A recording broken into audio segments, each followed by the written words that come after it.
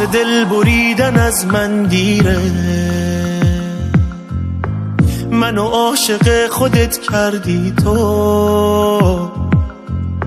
خیلی وقته که بهت عادت کردم، با تو میبینم همه دنیا رو.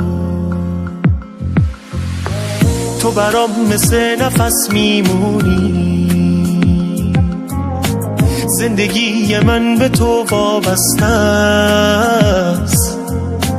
جای هیچکی جز تو قلبم نیست، دل عاشقم بهت دل بسته است. تو رو خدا تنهام نذار، تو رو خدا ترکم نکن، تو رو خدا از زندگیم خودتو نگیر کم نکن. نرو تو رو خدا تنهام نذار، تو رو خدا ترکم نکن، تو رو خدا از زندگیم خودتو نگیر کم نکن.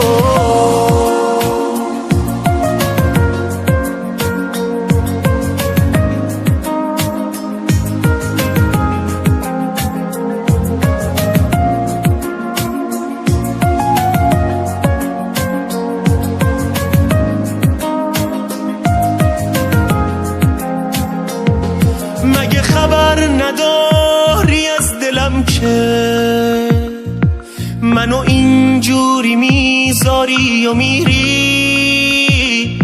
مگه نمیدونی جون منی تو که داری جونمو از من میگیری؟ من از دل تنگی میمیرم عزیزم، عزیز من بمون کنارم. عذاب رفتنت برام عذابم نده، طاقت دوری تو ندارم. ببین تا حرف رفتن تو اومد، توی یه لحظه انگار پیر شدم من. هنوز نرفتی و اینجایی، اما تو درد رفتنت اسیر شدم من.